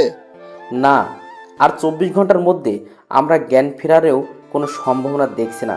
আর আজের যে অবস্থাতে এখন আছে তাতে ওর সেন্স ফিরতে 24 ঘন্টা অথবা 1 মাস, 1 বছর, আবার নাও ফিরতে পারে। মানে আমি তোদের বোঝাতে চাচ্ছি আজিজ এখন কোমাতে চলে গেছে। ডাক্তারের কথা শুনে জান্নাত আবারও জ্ঞান হারিয়ে ফেলেন। সবাই মিলে জান্নাতকে নিয়ে আবার ব্যস্ত হয়ে পড়ে। জান্নাতকে একটা ক্যাবিনে নিয়ে রাখা হয়। জান্নাতের পাশে বসে আছেন জান্নাতের বোন। আজিজকে দেখার জন্য তার পরিবারের সবাই ব্যস্ত হয়ে পড়েছেন, কিন্তু ডাক্তার বারণ করে দিয়েছে 24 ঘন্টা না যাওয়া পর্যন্ত রোগীকে কোনো প্রকার বিরক্ত করা যাবে না। এদিকে জান্নাতের প্রায় ঘন্টাখানিক পরে জ্ঞান ফিরে। জ্ঞান ফিরতেই আজিজ আজিজ বলে চিৎকার করে ওঠে। আপু, আমার বর কই রে? ওর কিছু হয় নাই তাই না রে আপু? ওই ডাক্তারটা না খুব বাজে তাই না রে আপু? আমার বরকে নিয়ে কি সব আজে বাজে কথা বলছিল। আমি আমার বরের কাছে যাব, আমাকে নিয়ে চল না রে আপু। তুই শান্ত হ বোন। আজিজের তো কিছুই হয় নাই তাই না? আজিজ এখন ঘুমিয়ে আছে, ওকে তো এখন বিরক্ত করা যাবে না। আজিজের কাছে গেলে তো আজিজের ঘুম ভেঙে যাবে তাই না রে বোন? তুই কান্না করছিস কেন রে আপু? ওহো, আমি বুঝতে পেরেছি, তোরা মিথ্যা বলে আমাকে সান্ত্বনা দিচ্ছিস তাই না? ধুর পাগলি, আমি কখন কাঁদলাম? এই দেখ, আমার চোখে কি পানি আছে নাকি? তুই কি দেখেছিস? তাহলে আমাকে আমার বরটার কাছে নিয়ে চল, আমার বরটাকে আমার খুব দেখতে ইচ্ছে করছে। তোকে বললাম না, আজিজ এখন ঘুমিয়ে আছে, ওকে বিরক্ত করা যাবে না। আমি কোনো রকম বিরক্ত করব না, সত্যি বলছি। শুধু একটু দূর থেকে দেখব, নিয়ে চল না রে আপু। বললাম না আজিজ ঘুমাচ্ছে। তোকে আমি বললাম না, আমি শুধু দূর থেকে ওরে দেখব। কথা কি তোর কানে যায় না? আমাকে নিয়ে চল না রে আপু, শুধু একটা বার দূর থেকে আমার বরটাকে দেখব। যাবি নিয়ে আমাকে? দূরে থেকে দেখবি তো, কাছে যাবার জন্য আবার পাগলামো করবি না তো? সত্যি বলছি, শুধু দূর থেকেই একটাবার দেখব। তারপর আপু জান্নাতকে নিয়ে আজিজের কেবিনের সামনে যায়। আজিজের কেবিনের সামনে শুধু বুলবুল বসে আছে, আর বাকি সকলকে তাড়িয়ে দিয়েছে বুলবুল। ও বলেছে সবকিছু একাই দেখতে পারবে, আর জান্নাতের কাছে রয়ে গেছে ওর আপু। জান্নাত ধীর পায়ে হাঁটতে হাঁটতে কেবিনের সামনে চলে আসলো। কাছের দরজা দিয়ে দেখা যাচ্ছে একজন সোজা টান হয়ে শুয়ে আছে, হাতে পায়ে আঘাতের চিহ্ন, মাথায় ব্যান্ডেজ, হাতে স্যালাইনে সুচ লাগানো। তারপরও জান্নাতের চিনতে ভুল হলো না, এটা ওর সব থেকে কাছের মানুষ, ওর বর। জান্নাত দরজার কাচের সাথে হেলান দিয়ে চোখের পানি ফেলতে ফেলতে ফ্লোরে বসে একদম স্তব্ধ নির্বাক হয়ে আজিজকে দেখতে লাগলো। এক সময় হুট করেই দাঁড়িয়ে জান্নাত ডাক্তার ডাক্তার বলে চিল্লাতে লাগলো। ডাক্তার, ডাক্তার, প্লিজ দরজাটা একবার খুলে দিন। আমি শুধু একটাবার আমার বরটাকে আদর করব, দেখবেন তাতেই আমার বর সুস্থ হয়ে উঠবে। প্লিজ ডাক্তার, খুলে দিন না। সরি আপু, এখন এটা আমরা অ্যালাউ করতে পারি না। বোন, বোন, তুই শান্ত হ বোন। তুই না বললি কোনো পাগলামো করবি না? আপু দেখ না, আজিজের খুব কষ্ট হচ্ছে, ওনাদের বল না আমাকে একবার আজিজের কাছে যেতে দিতে। ভাইয়া, আপনি একবার ওদের বলুন না দরজাটা একবার খুলে দিতে। ডাক্তারটা তো আপনার বন্ধু হন, আপনার কথা শুনবে। প্লিজ ভাইয়া, একটাবার বলুন না। জান্নাত, জান্নাত তুমি শান্ত হও, আমি দেখছি কি করা যায়। দোস্ত, একটাবার কি জান্নাতের ভিতরে যেতে দেওয়া যায় না? দোস্ত দেখ, এতে হিতে বিপরীত হতে পারে। কিন্তু দোস্ত, একটাবার মেয়েটার কথা ভেবে দেখ, ও এখন কিসের মধ্যে দিয়ে যাচ্ছে। কিন্তু দোস্ত, কেন কিন্তু নয় দোস্ত, প্লিজ বিষয়টা একবার ভেবে দেখ। তারপর ডাক্তার কিছু একটা ভেবে দরজাটা খুলে দেন। জান্নাত আর এক মুহূর্ত দাঁড়িয়ে না থেকে দৌড়ে ভিতরে চলে যায়। আজিজের ঠিক পা বরাবর গিয়ে দাঁড়ায়, তারপর বসে পা দুটো জড়িয়ে ধরে। তুমি আমার সাথে মজা করছো তাই না বর? তোমাকে জানাই নাই যে আমাদের সম্পর্কের কথা সবাই জানে, তার জন্য আমার উপর অভিমান করে আছো তাই না বর? বিশ্বাস করো, আর কোনোদিন তোমার কাছ থেকে কোনো কথা লুকাবো না। প্লিজ একটা বার কথা বলো, একটা বার তোমার এই মুখ দিয়ে বলো না আমাকে যে তুমি আমার একটি মাত্র দুষ্টু মিষ্টি আদরের বউ। আমাকে বলো না আমি পেতনি বউ। কি বলবে না? দেখো, এই পেতনিটার না খুব কষ্ট হচ্ছে। তুমি বলতে এই পেতনিটাকে তুমি কখনোই কষ্ট পেতে দিবে না, তাহলে কেন এই পেতনিটাকে কষ্ট পেতে দিতেছো? তুমি না সত্যি খুব স্বার্থপর একটা মানুষ। কাল রাতেই না বললে আমাকে ছেড়ে কোনোদিন কোথাও যাবে না, আমাদেরকে কেউ আলাদা করতে পারবে না, যে আমাদের আলাদা করতে আসবে তারই হাত পা ভেঙে দিবে। তাহলে কেন আমাকে একা রেখে নিচেই চলে যাচ্ছ? বলো না, কথা বলো বর। তুমি আমার সাথে কথা না বললে কি হবে? আমি তোমাকে ছেড়ে কোথাও যাচ্ছি না, এই বলে দিলাম। আর আমি তো তোমার সাথে সব সময় কথা বলেই যাব। তুমি আমার সাথে কথা বলো আর নাই বলো। 5 মাস পর আজিজ এখনো সেই আগের মতনই আছে। জান্নাতের সাথে আর কোনো কথা বলে না, কিন্তু জান্নাত সব সময় আজিজের পাশেই থাকে আর সারাটা দিন ওর সাথে ভোগ ভোগ করেই যায়। এদিকে জান্নাতের আম্মু আজিজের আম্মুকে বলছেন, বেয়ান, একটা কথা বলবো? জি বেন, বলেন। এটা আবার জিজ্ঞেস করতে হবে কেন?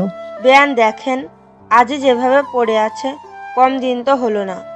আর যে কথাটা বলতে চাইছি আপনি নিশ্চয়ই বুঝতে পারছেন।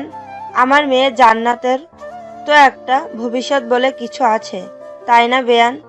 এভাবে আর কতদিন চলতে দেওয়া যায় আপনিই বলুন। আম্মু, তুমি কি বলছো এসব? বৌমা, উনি তো ঠিকই বলেছেন। আমার ছেলেটা তো আর ভালো নেই, আর জান্নাতেরও তো একটা ভবিষ্যৎ আছে, তাই আমার ছেলের জন্য তো আর জান্নাতের ভবিষ্যৎটা নষ্ট করতে পারি না। মা, আপনি আম্মুর কথায় কিছু মনে করবেন না। আর আম্মু, তুমি যা ভাবছো তা কিছুই হচ্ছে না। না মা, তা হয় না। বেআইন, চলেন আমরা এখনই হসপিটালে গিয়ে জান্নাতকে সব বুঝিয়ে বলবো। তারপর সকলে মিলে হসপিটালে চলে আসেন। এসে দেখে জান্নাত আজিজের গা মুছিয়ে দিচ্ছে। জান্নাত সকলকে দেখে, আরে আম্মু, তোমরা তোমরা কখন এলে? এই তো মা, মাত্রই এলাম। তুই কি করছিলি রে মা? দেখো না আম্মু, তোমাদের ছেলেটার নাকি অনেক গরম ধরেছে, ওর গাটা মুছে দিচ্ছিলাম। জান্নাতের কথা শুনে আজিজের আম্মু মুখ চেপে কান্না করে দেন। আরে আম্মু, তুমি কাঁদছো কেন? দেখো না আমি কি কখনো কাঁদি না নাকি? কই মা, এই দেখ আমি একদম কাঁদছি না। মারে, তোকে একটা কথা বলি। বলো। মারে, তুই আর আমার এই আদমারা ছেলেটার সাথে কতদিন থাকবি বলতো? তোরও তো একটা ভবিষ্যৎ আছে তাই না রে মা? সেটাও তো ভাবতে হবে আমাদের। আজিজের আম্মু কথা শুনে জান্নাতের হাসি মাখা মুখখানা নিমেষে কালো হয়ে যায়। তুমি কি বলতে চাচ্ছ আম্মু? আমি আমার বরটাকে ছেড়ে চলে যাই, এটাই বলতে চাচ্ছ তাই না? হ্যাঁ রে মা, তুই একদম ঠিক ধরেছিস। আর কতদিন এই মিথ্যা জীবন কাটাবি বল? আম্মু, তোমরা যদি ভেবে থাকো আমার বরের কাছ থেকে আমাকে আলাদা করবে, তাহলে ভুল ভাবছো। কিন্তু মা, কোনো কিন্তু না, তোমরা এখন এখান থেকে যাও তো, আমার ভালো লাগছে না। বিশেষ করে তোমাদেরকে এখানে আমার একদমই সহ্য হচ্ছে না। বের হও প্লিজ। জান্নাত তাদেরকে এক প্রকার ধাক্কায় বের করে দিল। তারপর আজিজের মুখ সামনে মুখ এনে কান্না করতে করতে একটা কথা, এই 5 মাসে জান্নাত একটা দিনও কাঁদে নাই। প্রথম দিন বাদে সে আজিজের সাথে থেকে নিজেকে সুখী মনে করত। আজকে প্রথম কান্না করছে। বর, হাই বর, তুমি ওদের কথা শুনেছো? ওরা তোমার কাছ থেকে আমাকে কেড়ে নিতে চায়, আমাদেরকে আলাদা করে দিতে চায়। তুমি না বলতে আমাদেরকে কেউ আলাদা করতে পারবে না, যে আলাদা করতে আসবে তুমি তার হাত পা ভেঙে দিবে। তাহলে এখন চুপ করে আছো কেন? চলো না, আমরা দুজন মিলে ওদের হাত পা ভেঙে দিব। ওঠো না গো বর, ওঠো। ও, এখন আমি বুঝতে পেরেছি, তুমি তো এখন আর আমাকে ভালোই বাসো না, তাই না? তাই তো কিছু বলছো না, তাই না? ঠিক আছে, তোমার কিছুই করতে হবে না। যে আমাদের আলাদা করতে আসবে আমি একাই তার হাত পা ভেঙে দিব। জান্নাত আজিজের মুখের কাছে মুখ এনে এগুলো বলছে আর কান্না করছে। জান্নাতের চোখের পানি আজিজের মুখে গিয়ে পড়ছে, কিন্তু আজিজ যেমন ঠিক তেমনই আছে। জান্নাতের কথাগুলো যেন সে শুনতেই পাচ্ছে না। একসময় জান্নাত হুট করেই ডাক্তার ডাক্তার বলে চিৎকার করে ওঠে। জান্নাত অনবরত কেঁদে চলেছে। জান্নাতের চোখের পানি তার গাল বেয়ে গড়িয়ে আজিজের মুখের উপর এসে পড়ছে।